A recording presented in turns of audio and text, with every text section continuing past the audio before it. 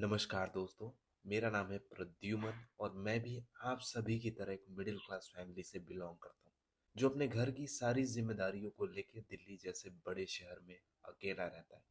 और यहाँ रहते रहते भाग दौड़ भरी जिंदगी को देखते देखते उसके जो सपने थे, उसकी जो खुशियाँ थी, उन सभी को किताबों में दबा देता है। लेकिन आज ऐसा नहीं होगा। आज मैं उस सपने को दिखाऊंगा जो सपना मैं पूरा करने के लिए यहाँ पे आया था, या जिस सपने को मैंने यहाँ देखा था, उस सपने को पूरा करने की आज पूरी कोशिश करूंगा।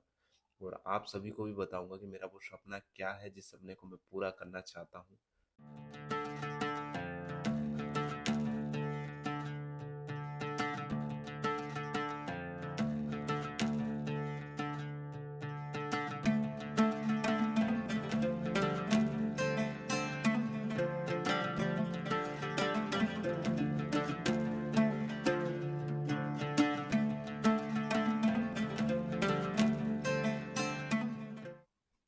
हाँ राजीव, यार सोच रहा हूँ मैं कहीं जाने की, चलेगा मेरे साथ?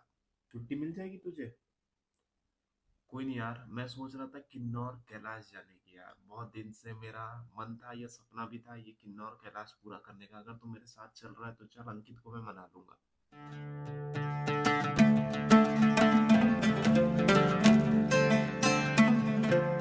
तो अब मैं जा रहा हूँ अपने बिगेस्ट ड्रीम को पूरा करने के लिए, जो कि है किन्नौर कैलाश।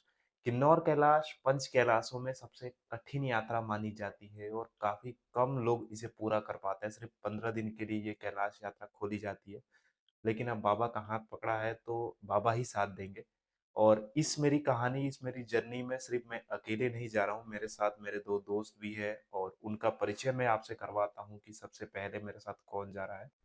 तो इनसे मिलिए, ये हमारे छोटे सरदार राजीव जी, जिनके हौसले और जुनून के आगे कोई नहीं टिक पाया।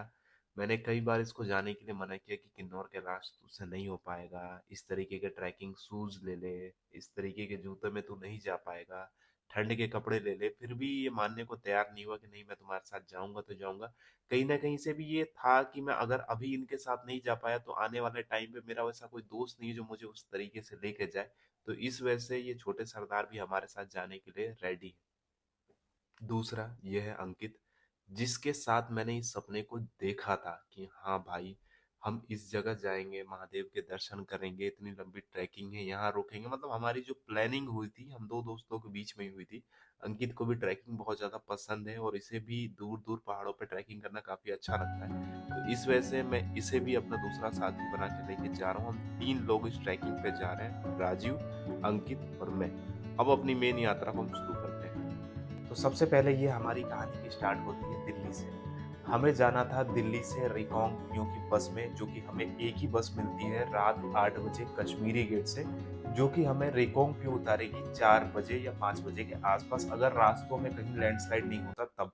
20 घंटे का जो ये रोड का सफर था, ये सबसे चैलेंजिंग था हमारे लिए। कभी हम मैंने खुद भी अपने लाइफ में इतनी लंबी बस की यात्रा या जर्नी कंप्लीट नहीं की थी, तो काफी ज्यादा चैलेंजिंग होने वाला है हमारे लिए। तो चलो इस यात्रा को शुरू करते हैं। लेकिन सबसे ज्यादा खूबसूरत मनमोहक नज़ारे आपको किन्नौर डिस्ट्रिक्ट के अंदर में देखने को मिलेंगे। तो ये बस जर्नी मेरे लिए बहुत ज्यादा इंपॉर्टेंट है मेरी कैलाश यात्रा में भी। और इस जर्नी को मैं कितनी जल्दी पूरा करता हूँ, क्या डिफिकल्टीज आती है, वो सारी चीजें, चैलेंजेस आप इस वीडियो के अंदर में देखेंगे। तो वैसे ही है। तो भाई लोग, अभी हम आ गए हैं। कहाँ है वो? क्या ये जगह कौन सी? ये है हरियाणा। हरियाणा है। करनाल से 50 किलोमीटर तो पहले। भाई लोग अभी करनाल से 50 किलोमीटर पहले भी आ गए और बस हमारी रुक गई है यहाँ पे। अभी कहाँ पर? अब जब 10 घंटे बाद है यार हमारी आंखें खुलती है, तो हमें दिखता है वो खूबसूरत नज़ारे जो हमने कभी देखे नहीं थे। सुबह का मौसम रहता है, हल्की हल्की सी बूंदें रहती है बारिश की, और मौसम रहता है ओस भरा हुआ। चारों तरफ बादल, ऐसा लग रहा था कि हमारी जो बस है वो बादलों के बीच से गुजर रही है। बस के टायर के बाद हमें कुछ दिखाई नहीं देता है कि नीचे खाई है कि क्या है।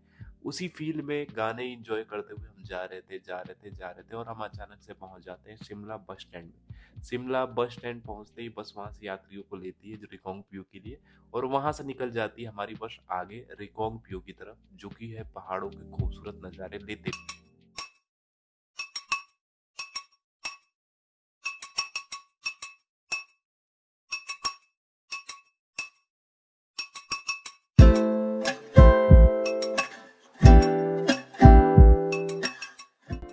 रात के सफर को हमने जैसे तैसे तो काट लिया, लेकिन सुबह जैसे जैसे सूरज ऊपर जाता गया हमारी हालत खराब होती गई।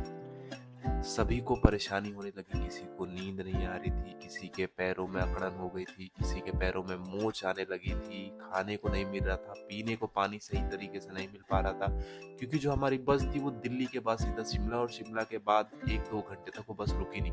और आपको भी पता है कि सुबह-सुबह आदमी की हालत कैसी खराब होती है जब बस कहीं रुके ना। किसी को टॉयलेट आ रहा है, किसी को 2 नंबर वॉशरूम लेके जाना है, तो इसके लिए भी बस रोका नहीं। लेकिन फिर एक जगह ऐसी लोकेशन आती है रामपुर के थोड़े से पहले, जहाँ हमारी बस रुकती है और हम थोड़ा आराम करते हैं। तो भाई अभी हम आ गए हैं रामनगर से 10-15 किलोमीटर पहले,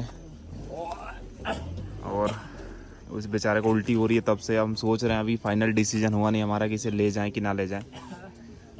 देखो, और ये जूते कहाँ मिलते हैं ज़रा मुझे बता देना है, मुझे जूते लेने हैं। इस टाइप के जूते लेने थे मुझे, ट्रैकिंग वाले मिल नहीं रहे। नहीं बाबा, कहीं का भी खरीद लूंगा। जैसा कि आपको भी पता है कि अगस्त के महीने में हिमाचल सेब का शहर हो जाता है, चारों तरफ आपको सेब के बगीचे देखने को मिलेंगे। तो इसी तरीके से हमारे पास एक छोटे सरदार थे जिनको ये चुल हुई कि मैं सेब के बगीचे से सेब तोड़ता हूँ। वैसे तो ये गलत है, क्योंकि वहाँ के गांव वालों ने ये लोकल जो है सेब वगैरह लगाया है, तो हमें तोड़ना गलत है। लेकिन होता है ना, दिल्ली के लड़के में एक चुल होती है, वो चुल मिटाने के लिए जरा जनाब जाने वाले हैं सेब तोड़ने। इनको रास्ता नहीं मिला था, लेकिन ये रास्ता कैसे बनाते हैं और चुपके से कैसे तोड़ने जाते हैं वो भी देख लो जरा आप। और ये सफल हो पाएंगे या नहीं हो पाएंगे वो भी बताना।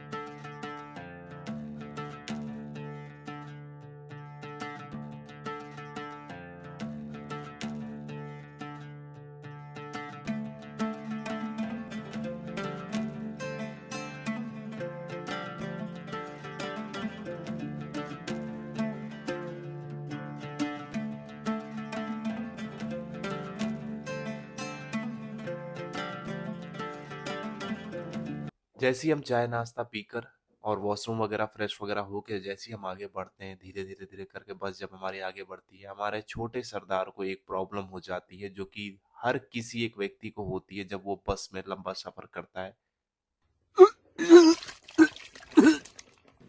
No God! समझ चुके हो आप लोग की क्या परेशानी हो रही है, जनाब को उल्टी हो रही थी। इसलिए हमने इनको विंडो सीट दी, विंडो सीट पे बिठाया, और विंडो सीट पे बिठाने के बाद हमने कहा कि थोड़ी बहुत आप बाहर की हवा ले लो। खाने पीने को दिया हमने, जनाब को फ्रूटी पीना था वो भी पिलाया, चिप्स खाना था वो भी खिलाया। एक बच्चे की तरह हमने इन दोनों ने मिल के केयर की, क्योंकि ये हमारी जिम्मेदारी पे भी आया था। दूसरी बात तो ये है कि आप लोगों को पता नहीं होगा कि ये जनाब घर से क्या बोल के आया है। मैंने कहा था कि घर पे ये कहना कि मैं किन्नौर कैलाश जा रहा हूँ, जनाब ने कह दिया कि मैं जम्मू कश्मीर जा रहा हूँ।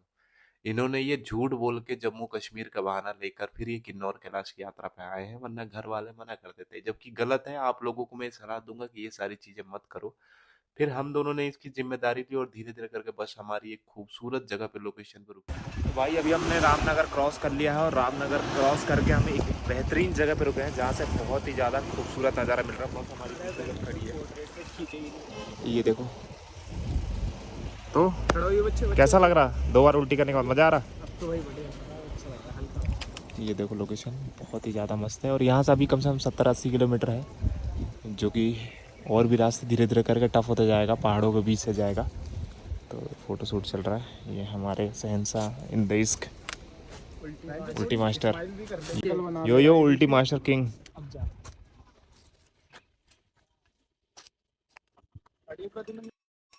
जब उस लोकेशन से हम आगे बढ़ते हैं तो धीरे धीरे करके खूबसूरत किन्नौर डिस्ट्रिक्ट के अंदर में जैसे हम एंटर करते हैं, वहाँ के पहाड़, वहाँ की खूबसूरती आपको देखने को मिलेगी। बहुत ही ज़्यादा खूबसूरत मनमोहक नज़ारे वहाँ पे आपको देखने को मिलेंगे, जिससे आपका मन मोहित हो जाएगा।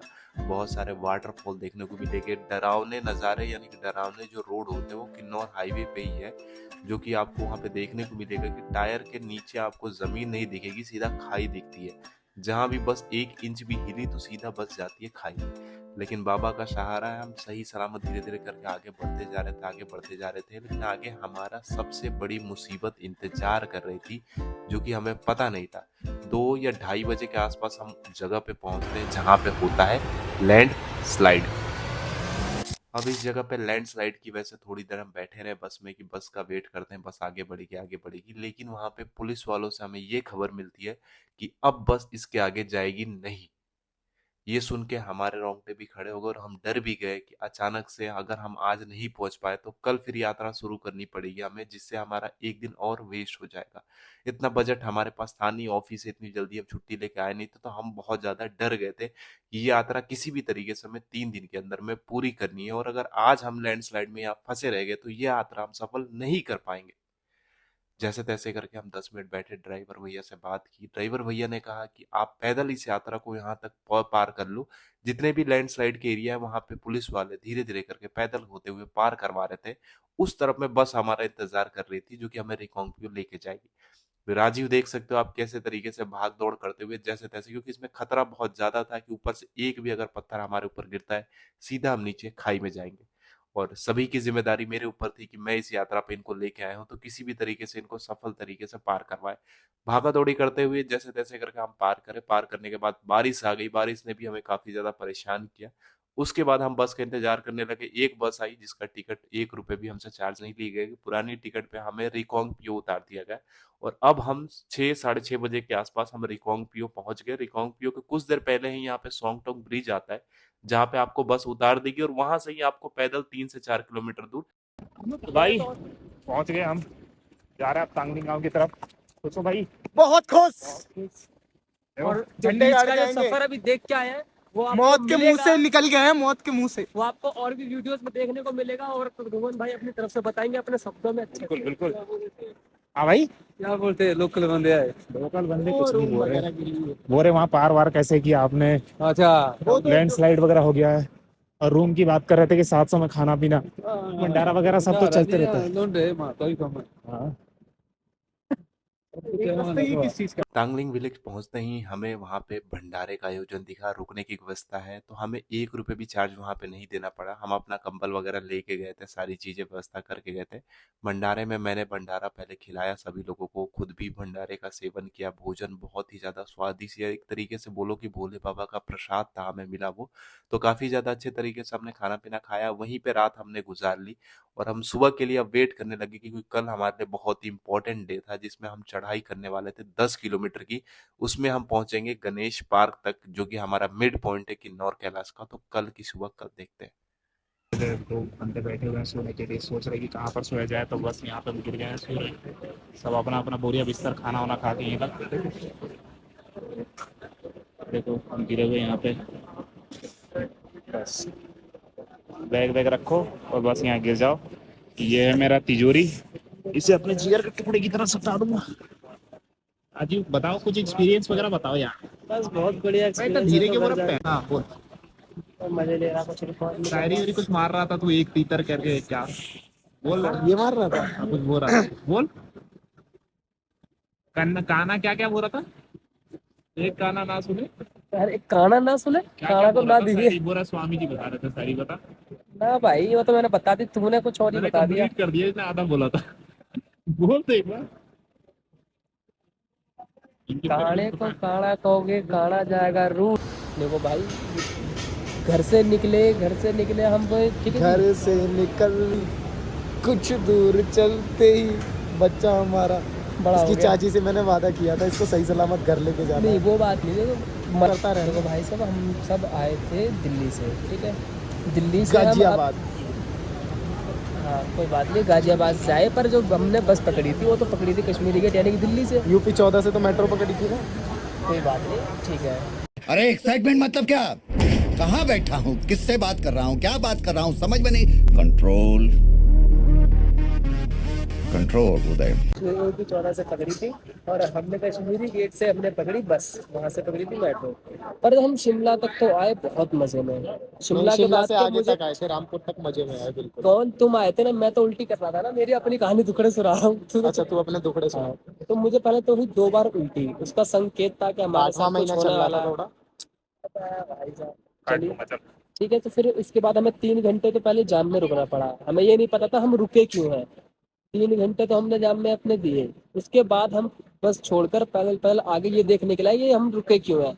वहां पे देखा तो लैंडस्लाइड हो रखी थी। किसी ने झूठ बोल दिया और कि आज हाँ, फिर वहां पे तो हमने जैसे तैसे निकल गए। उसके बाद मेन दिक्कत ये थी, अब लैंडस्लाइड के बाद से हमें बस या कुछ भी व्हीकल कैसे अपना मिले मेन आगे स्ट्रगल बढ़ने तो के बता लिए। कि मैं पीछे छूट गया था। हाँ वो मैं भूल भाग गया, गए याद थे आ छोड़ गया। के। प्रद्युमन और अंकित ये तो दोनों आगे निकल गए थे और मेरी जो है शूज की लेस खुली हुई थी जिसको बांधने के चक्कर में मैं पीछे रह गया। और जब मैं जैसे ही लैंडस्लाइड के बाद आया और वहां का सीन देखा तो सच बताऊं तो पहले तो मेरे को आने का ऐसा लगा कि मैं आया हूँ ये सही है या गलत, सच बता रहा हूँ। उस टाइम पे मेरे को सच बता रहा हूँ कि ऐसा लग रहा था कि भाई यार यहाँ तक तो आ गया, वीडियो बंद कर दे। अबे ज्यादा याद आ जाएगी भाई, अपनी कंजूसी की तो बता। हाँ कंजूसी सबसे पहले तो मेरे को प्रदुमन ने बोलता कि जूते ले ले, नहीं तो लिए। मैंने जूते नहीं लिए। रेनकोट ले ले इसने बोला। उसके बाद फिर बारी थे कितने का के रेनकोट ले ले, रेनकोट मिल गया। चलो रेनकोट तक तक ठीक था। अब मेरे इन्होंने कहा टॉर्च ले ले, सिर्फ 100 रुपए की है और 80 रुपए की मिल रही है, 100 रुपए की थी डिस्काउंट करके 80 में मिल रही थी, मैंने वो भी नहीं ली। तो वो तो ठीक है। उसके बाद बात आई पावर बैंक की। मैंने उन्होंने कहा किसी अपने दोस्त से मांग लियो, पर मेरे पास ऐसा कोई दोस्त ही नहीं था जिसके पास पावर बैंक थी। बस ये आया है अपने पापा और चाचा के भरोसे। कोई बात नहीं।